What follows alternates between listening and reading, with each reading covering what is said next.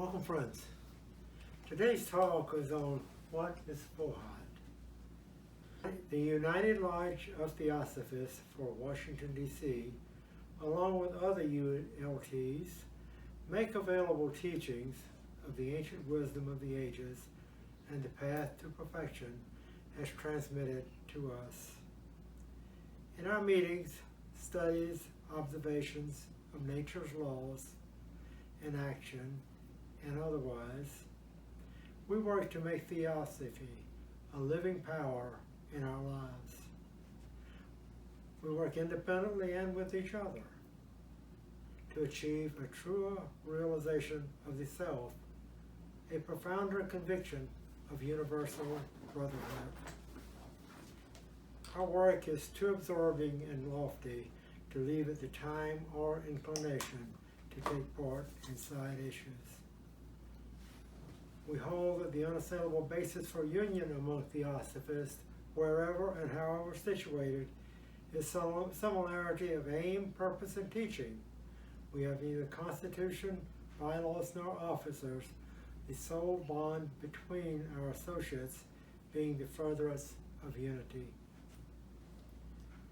We regard as Theosophists all who are engaged in the true service of humanity without distinction of race, creed, sex, condition, or organization.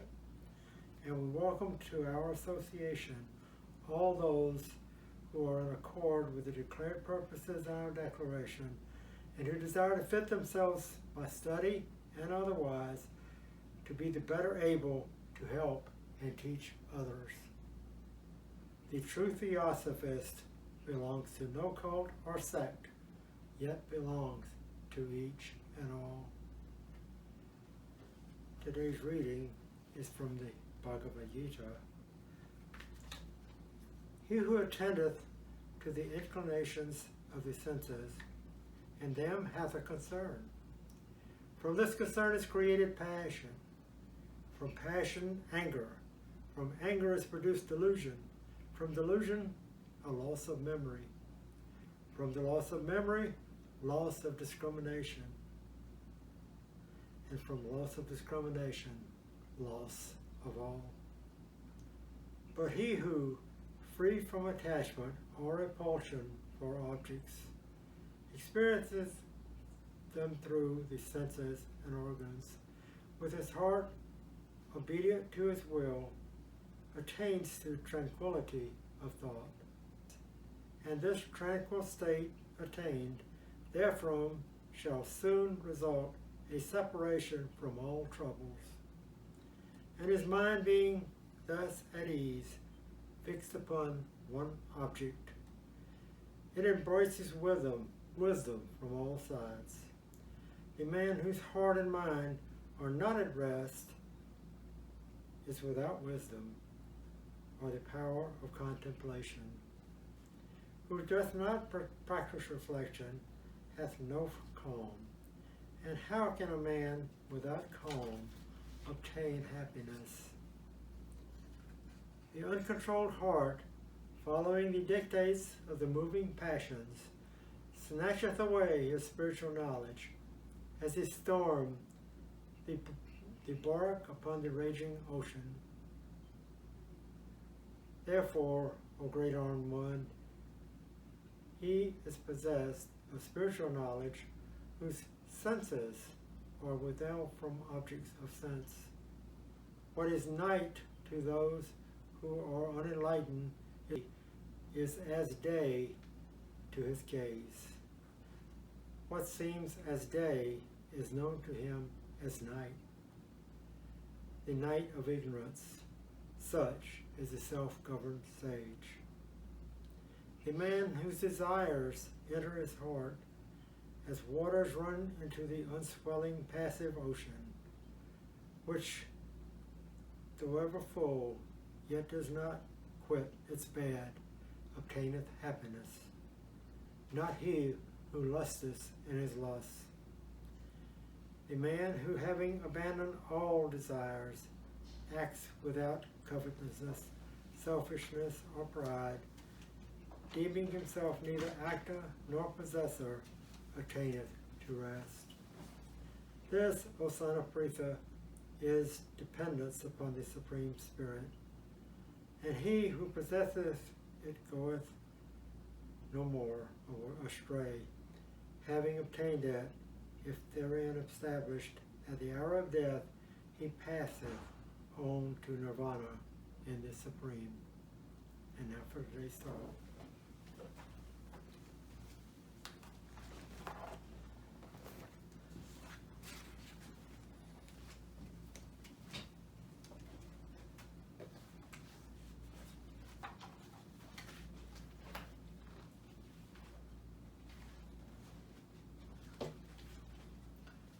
Good morning and welcome, friends.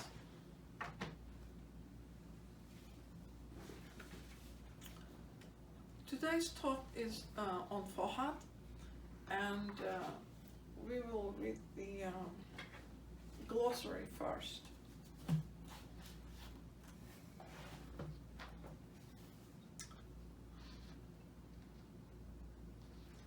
A term used to represent the active male potency of Shakti, female reproductive power in nurture, the essence of cosmic electricity, an occult Tibetan term for Daivi Prakriti, primordial light, and in the universe of manifestation, the ever-present electrical energy and ceaseless destructive and formative power.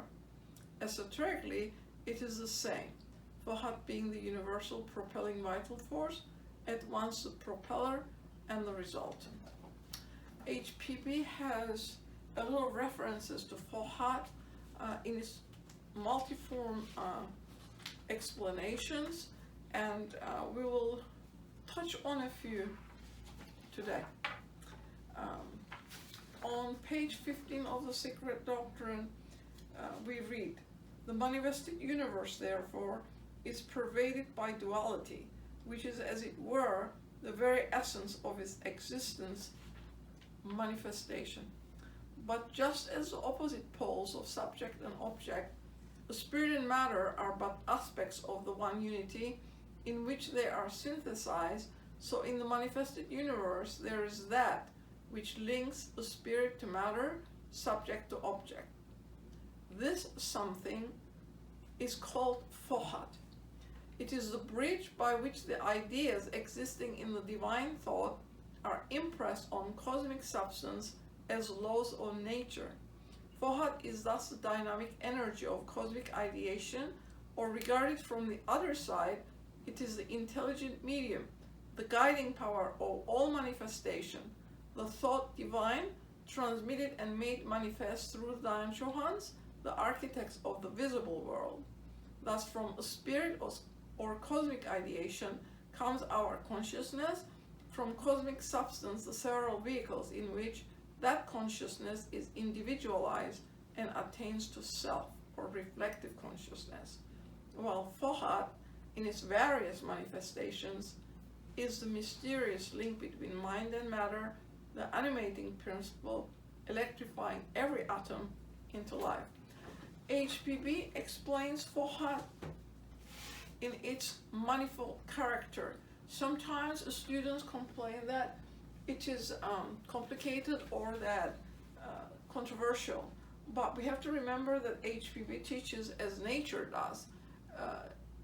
She does not follow what is expected in the Western world as a sequential order, but rather teaches as nature does. Nature's mode of operation is inclusive of everything, and so HPB does that in regard to Fohat. It is asked, what is that mysterious medium, that magma, from which exudes and on which rests the whole surface cosmos, as the solid and liquid crust of our earth is a surface extrusion of the assumed geological magma. And hence then, this Tibetan word Fohat. She introduced this to us as part of the nomenclature of the Secret Doctrine that she brought from Masters of Wisdom, and she applied it to its different modes of operation: cosmical, human, and terrestrial. You can read it in Isis Unveiled and also Secret Doctrine, where she introduces the fundamentals, and we need to apply the fundamentals to the concept of Fohat if we are really to understand it. So, Secret Doctrine. Electricity is the work of Fohat, but Fohat is not electricity. Life and electricity are one, we're told. Electricity is life, but it is also death. Fohat is the essence of electricity. And electricity can be only called an entity when we refer to it as the primordial force.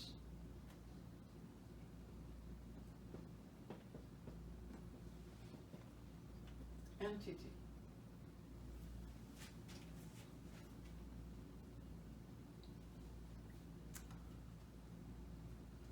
So, when we speak of Fohat, we are referring to the energizing and guiding intelligence in the universal electric or vital fluid.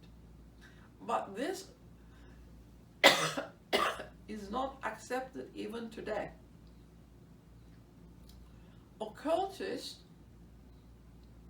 sees in the manifestation of every force in nature the action of the quality or the special characteristic of its noumenon, which noumenon is distinct and intelligent individuality on the other side of the mechanical manifested universe. So then we have to take into consideration the noumena of the phenomena that we observe. So, Fohat is the agent of the law. It's the agent of the law.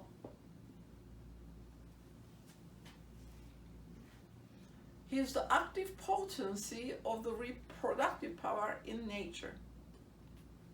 So he represents the ever-present electrical energy, the ceaseless, destructive, and formative power in our universe, manifested universe. It is through Fohat that the ideas of the universal mind are impressed upon matter. Fohat is the bridge by which the ideas existing in the divine thought are impressed on cosmic substance as the laws of nature.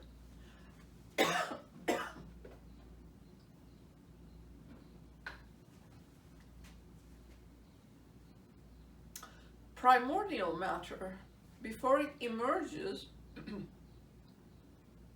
from the plane of never manifesting and awakens to the thrill of action under the impulse of Fohat, is but a cool radiance, colorless, formless, tasteless, and devoid of every quality and aspect. It is the electric entity Fohat which electrifies it into life and separates primordial stuff or pregenetic matter into atoms, themselves the source of all life and consciousness. So, it is taught in the cosmogony, esoteric cosmogony, that when the hour strikes for the third logos to appear, from the latent potentiality there radiates a lower field of differentiated consciousness, which is the universal mind, or Mahat. Mahat then is the entire collectivity of those Dayan Chohans of conscious life, sentient life, of which Fohat is a representative on the objective plane and Manasaputras on the subjective. And we are men come from Manasaputras. So Mahat is the universal mind.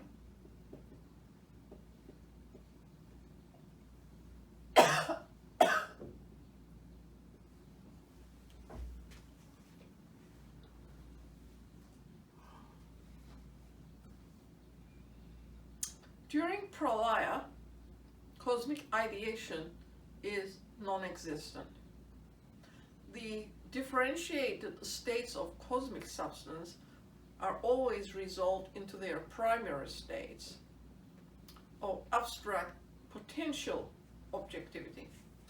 With the awakening of cosmic ideation, with the reawakening of cosmic ideation, Manvantaric impulse commences, concurrently with and parallel to the primary emergence of cosmic substance.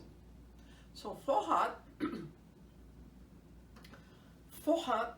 running along the 7 principles of Akasa, acts upon manifested substance, or the one element, and by differentiating it into various centers of energy, sets in motion the law of cosmic evolution, which, in obedience to the ideation of the universal mind, brings into existence all the various states of being in the manifested solar system. Fohat, therefore, is spoken of as the synthetic motor power of all the imprisoned life forces and the medium between the absolute and the conditioned force. So that it is the link, just as manas is, connecting link between the gross matter of the physical body and the divine monad which animates it, but is powerless to act upon the former directly. So then, Fohat proves how deeply familiar were all those prehistoric nations in every science of nature. Now we call them physical and chemical branches of natural philosophy, because he's one of the most important characters in esoteric cosmogony. In the Grecian cosmogony, which widely differs from later mythology, Eros is the third person in the primeval trinity: Chaos, Gaia, Eros, answering to the Kabbalistic boundless all, which represents a space, Shekinah, and Ancient of Days. So Fohat is one thing in the yet unmanifested universe, and another in the phenomenal and occult world. In the latter, he is that occult electric vital power, which under the will of the creative logos unites and brings together all forms, giving them the first impulse, which becomes in time law. But in the unmanifested universe, Fohat is no more than this, than Eros is the brilliant winged Cupid, or love, later on. Fohat has not to do with cosmos yet, because cosmos is not born and the gods asleep in the bosom of Father Mother. So then he is at that point a philosophical idea. He produces nothing by himself. He is simply the potential creative power in virtue of whose actions the noumenon of all future phenomena divides, so to speak, but to reunite in a mystic supersensuous act and emit the creative ray. When the divine sun breaks forth, Fohat becomes the propelling force, the active power. The triple one differentiates into the many, and then Fohat is transformed into that force which brings together the elemental atoms and makes them aggregate and combine.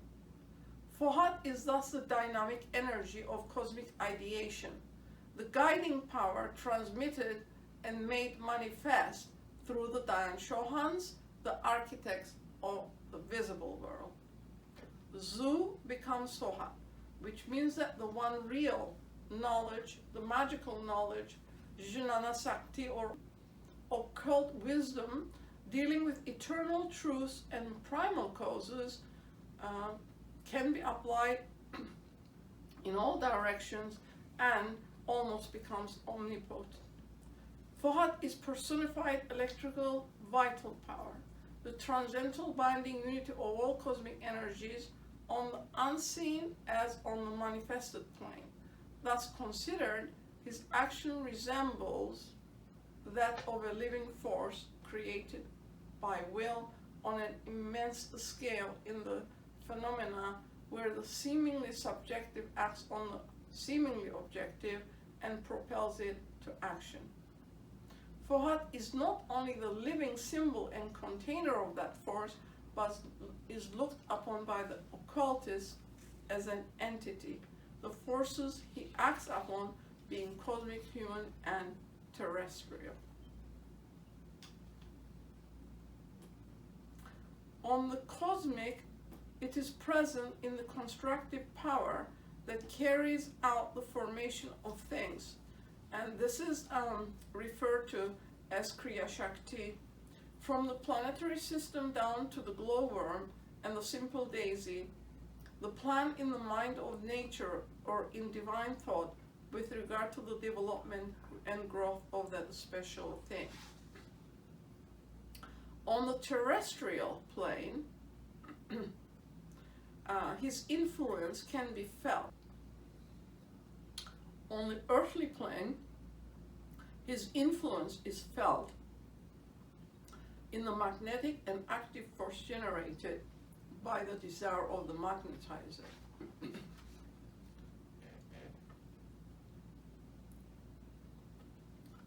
In order to understand the nature of cosmic electricity, to the properties that we understand, intelligence has to be added. Electricity is not only substance, but it is also an emanation from an entity.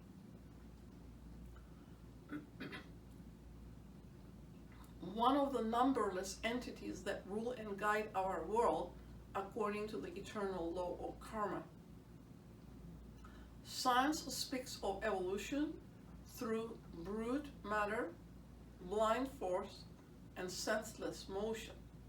The occultist points to intelligent law, conscious life, and Fohat as the guiding spirit of all this.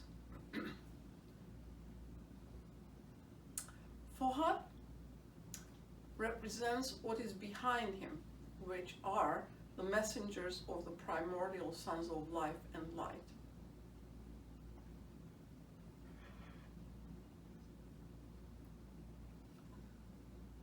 The one life collectively of our solar system and one universal life being closely connected to it.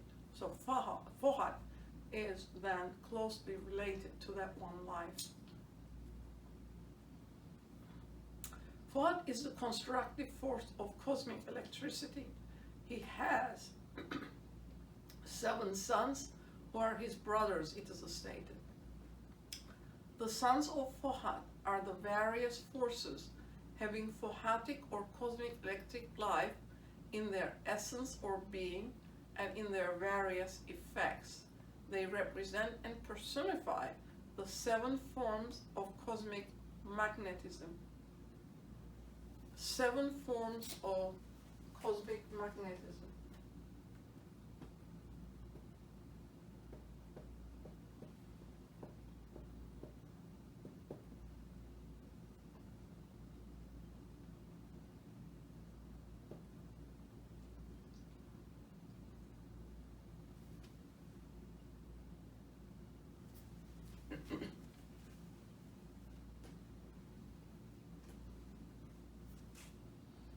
The active and cooperative progeny of whom then are electricity, sound, magnetism, light, heat, etc. So occult science defines these as supersensuous effects in their hidden behavior and as objective phenomena in the world of senses. The supersensuous require abnormal faculties to perceive them, the latter our senses, physical senses. Electricity, light, heat, etc. have been termed the ghost or shadow of matter in motion. In other words, supersensuous states of matter whose effects only we are able to cognize. When Fohat is said to produce 7 Laya centers, it means that For creative or formative purposes, the great law stops, or rather modifies, its perpetual motion on 7 invisible points within the area of our manifested universe. The Laya point, of course, is the 0 point of science, which is absolute negativeness. We can also think of it as the noumenon of undifferentiated cosmic substance, which is the root and basis of all states of objectivity and subjectivity too, which is the neutral axis, not many aspects, but its center. So then the 7 centers of energy are evolved and rendered objective by the action of Fohat upon the one element, or in fact the 7th principle of the 7 elements which exist throughout our manifested cosmos. Fohat is forced to be born time after time, again and again. Whenever any of his 2 son brothers indulge in too close contact or embrace. So, to avoid this, he binds together and unites those of unlike natures and separates those of similar temperaments. This refers to electricity, generated by friction, and to the law involving attraction between 2 objects of unlike or repulsion between those of like polarity. Again, it is called thread of primeval light, the ball of thread of Ariadne in this labyrinth of matter. This thread runs through the 7 planes, tying itself into knots. Every plane being septenary, then, there are 49 mystical and physical forces, larger knots forming the stars, suns, and system, and the smaller ones, planets, etc. So the sun, our sun, is one of these countless milliard knots of Fohat. The central sun causes Fohat to collect primordial dust in the form of balls, to impel them to move in converging lines, and finally to approach each other and aggregate. Being scattered in space without order or system, the world germs come into frequent collision until their final aggregation, after which they become wanderers, comets. Then the battles and struggles begin. The older bodies attract the younger, while others repel them. Many perish, devoured by their stronger companions. Those that escape become worlds. Or again, Fohat runs the Manu's or Dayan Chohan's errands. He causes the ideal prototypes to expand from within without, cross gradually on a descending scale all the planes from the noumenon to the lowest phenomenon, and finally to move into objectivity, which is of course illusion of the grossest matter. Prana or Jiva pervades the whole living body of man, but alone, without having an atom to act upon, it would be quiescent or dead. In other words, it would be in Laya. It is the action of Fohat upon a compound or a simple body that produces life. So the thread of life is the thread of Fohat. The spark that hangs from the flame by the finest thread of Fohat is the monad in conjunction with manas, or rather its aroma, that which remains from each personality when worthy and hangs from Atma Buddhi, the flame, by the thread of life. As science also confirms, all cerebration and brain activity are attended by electrical phenomena. The combination of molecules into new forms and the bringing about new correlations and disturbances of molecular equilibrium is in general the work of Fohat, and of course it also generates Fohat. All contains and is electricity, from the nettle which stings to the lightning which kills, from the spark in the pebble to our blood in the body. Electricity is the cause of molecular motion in the physical universe and hence here on Earth. Fohat synthesizes all the manifesting forces in nature. He is the key in occultism which opens and unriddles the multiform symbols and respective allegories in the so-called mythology of every nation, demonstrating the wonderful philosophy and deep insight into the mysteries of nature in the Egyptian, Chaldean, and Aryan religions. In India, Fohat is the scientific aspect of both Vishnu and Indra. Indra being far older in the Rig Veda. In Egypt, Fohat was known as Toum.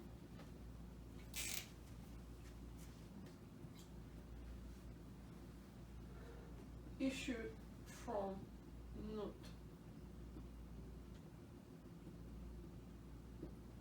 The space.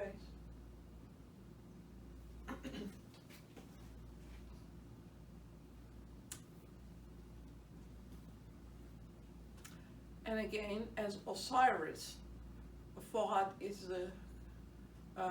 is taking the character of a primordial god, creator of heaven and beings. Toum is spoken of as a protean god that generates other gods and gives himself any form he likes. He's the master of life, giving vigor to other gods. He creates the spirits and gives them shape and life. He's the north wind and spirit of the west, and finally the setting sun of life, or the vital electric force that leaves the body at death, wherefore the defunct begs Toum to give him breath from his right nostril, which is positive electricity, so that he might live in his second form. Both the hieroglyphic and the text of chapter 62 of the Book of the Dead show the identity of Toum with Fohat. Electricity cannot be generated, it is stated, from that which does not contain an electric principle or element. The electricity we handle is but the result of ordinary matter affected by something that is invisible, the ultimate generating power of every force, the one omnipresent influence. Secret Doctrine tells us that we really don't know the realities behind this phenomena, but the ancients did, and that's why they personified them and sort of worshipped them. It didn't mean that they did not know, they did. This student researched this subject from the science viewpoint,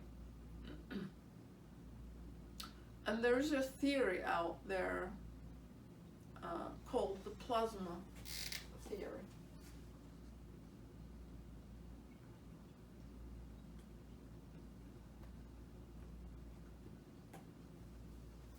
And also a video called The Electric Universe. In the plasma theory, it is stated that our universe is full of charged particles, and these of course are electrical, and they're like filaments connecting one another, and thereby they're stating that there is no empty space in our world. Well, HPV told us that in the Secret Doctrine, when she brought this philosophy out in the late 19th century,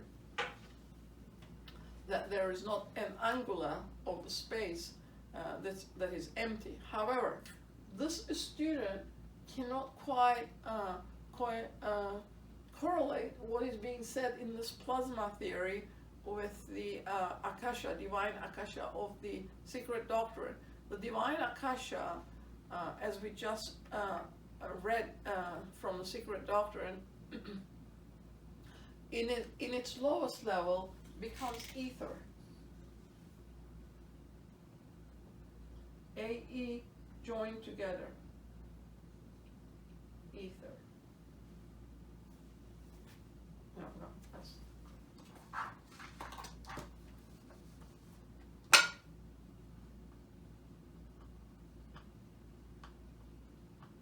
ether. It's not the ether of science. This is the substratum of Akasa, the lowest substrate.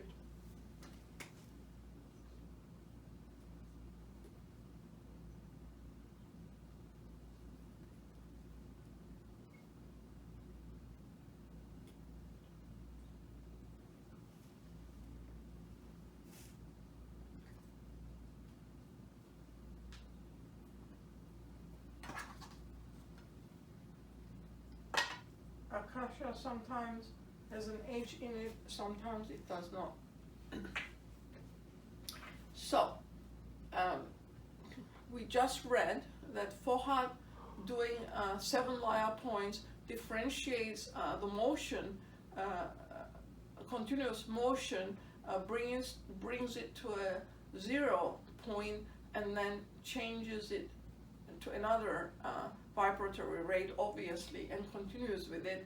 And in the last substratum only does substance from homogeneity becomes differentiated into matter. And this is what the plasma theory is talking about, except that what they're saying is not visible. Of course, it is invisible. Neither is the ether, but neither is the gas molecules that are in our air. It doesn't mean that it does not exist. So those of you who are interested can read it and see if you can come to an agreement with what is being said in that theory with this one. It is interesting to note that science is moving towards a secret doctrine in some respects, and hopefully they will come up with the correct philosophy eventually. Thank you for joining us.